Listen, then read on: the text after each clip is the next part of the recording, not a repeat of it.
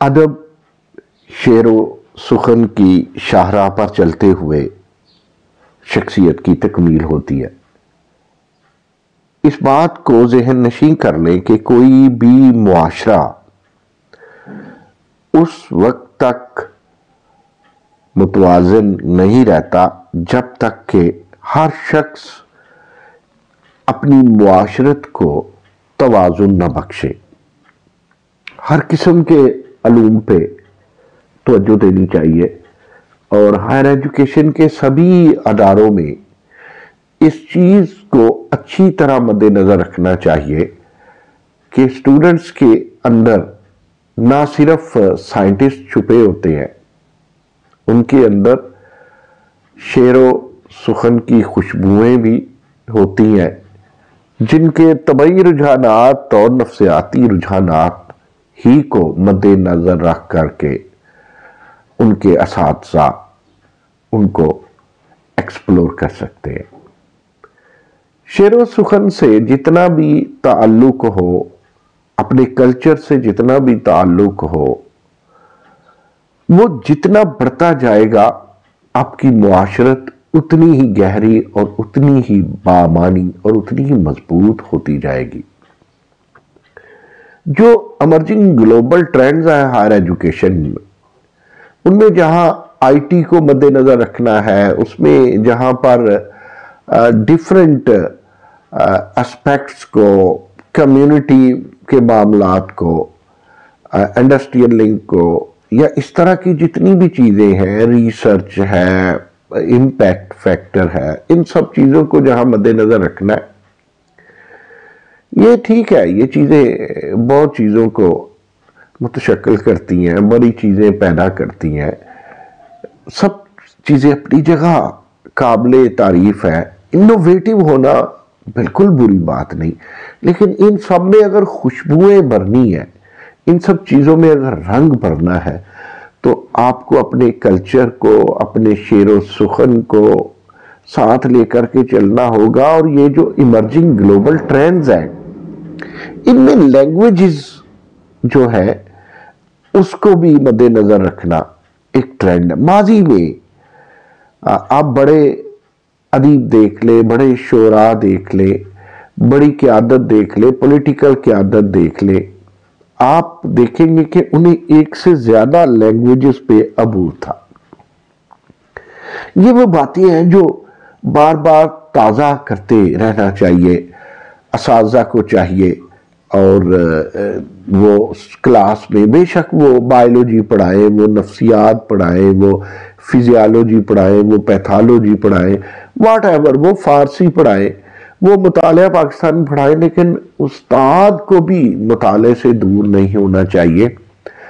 اگر استاد میں شعر و سخن کی بات ہوگی، ادیب کی بات ہوگی، اپنے سبجیکٹ کی بات ہوگی، تو آپ یقین کیجئے تب استاد جا کر کے اپنی ذات میں ایک انجمن ہوگا۔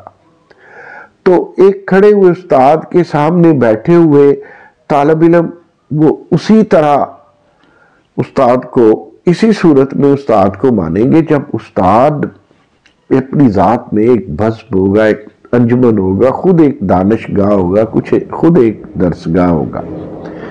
تو اس ضمن کو، اس تناظر کو مد نظر رکھنا چاہیے۔ پچھلے دنوں federal institute of health sciences group نے لاہور میں، اپنے لاہور کیمپس میں ایک مشاعرے کا اہتمام کیا۔ بڑی دیر بعد وہ سہانی شام، وہ دلربا شام نے دل مو لیا، اور شعراء کے سخن نے، ہم نے دیکھا بچوں میں، اور وہاں تو میڈیکل کے اسٹوڈنٹ زیادہ تھے، ان میں ایک عجیب شگفتگی، ایک موسیقیت پورے ماحول پہ چھا گئی۔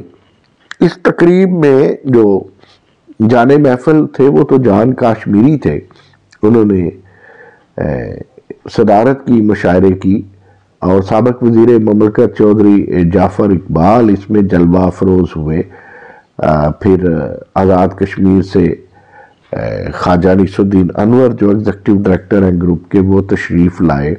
تو ایک طرح کا یہ قومی مشاعرہ بن گیا، مختلف شہروں سے شعراء آئے، اور students federal institute of health sciences نے بھی اپنے آپ میں وہ چیزیں شو کی جو فنون لطیفہ سے ریلیٹڈ تھی، اور بڑا مزہ آیا۔ لیکن ایک بات جو بڑی مزیدار بات تھی وہ تھا پاکستان کے صف اول کے کالم نگاروں میں ایک نام ہے وجاہت مسعود کا۔ شاید آج کے کالم نگاروں میں جو تجزیہ کار ہیں ان میں ٹی وی، ریڈیو اور کتاب سے ان کا تعلق ہے، جناب وجاہت مسعود صاحب کا وہ مہمان خصوصی تھے اس پروگرام کے، شعر و ادب کی نشست کے، اور اوورآل جو سارا پروگرام تھا اس میں مہمان خصوصی جناب چودھری جعفر اقبال تھے، مہمان اعزاز میں جناب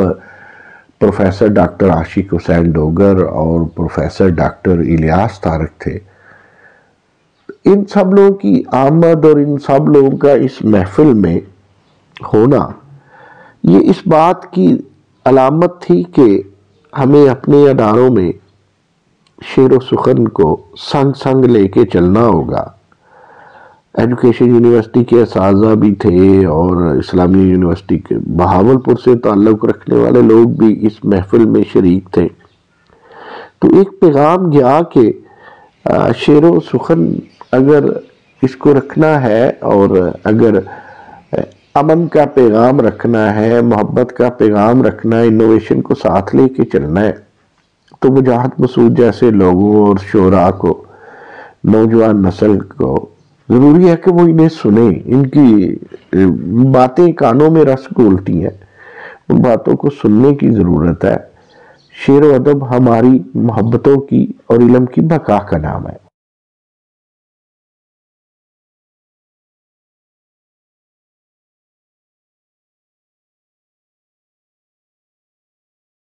شعراء بہت بڑے نواز ہوتے ہیں، یہ اندر اور باہر کا موسم دیکھ کر کے بات کر لیتے ہیں، یہ اپنے سامعین کو دیکھ لیتے ہیں، اپنے حاضرین کے مطابق اپنی موسیقیت کو اور شگفتگی کو ہوا دیتے ہیں۔ وہ بات جو میرے جیسا بندہ 1000 لفظوں کے کالم میں کرتا ہے وہ محترمہ زرقا نسیم جیسے لوگ ایک مصرے میں کر دیتے ہیں۔ نصیر احمد نصیر نے وہ شاعری کہ وہ باب کھولے کے بچے بہت خوش ہوئے، اور بچوں کے لیول پہ آ کے راشد ممتاز لاہوری نے بات کی۔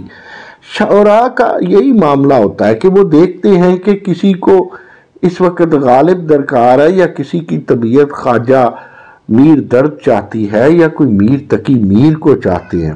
محترمہ فردوس کھوکھر کی شاعری اور شگفتگی جس طرح بچوں نے انجوائے کی اور جیسے انہوں نے سائمہ الماس کو داد دی، اور جو نظامت تھی جناب انیس صاحب کی، اور زہرہ جان کاشمیری تو اپنی جگہ ایک قادر الکلام ہے، زمانہ انہیں مانتا ہے، ایسے ہی محترمہ آسنات کنول کی شاعری دل کھول کے داد جب بچوں نے دی تو ہمیں سمجھ آئی کہ محترمہ انمول گوہر کی بچوں کو کتنی سمجھ آ رہی ہے۔ اس پروگرام میں شعراء کوئی بھی ایسا نہ تھا جس کی 10 سے کم کتب ہوں۔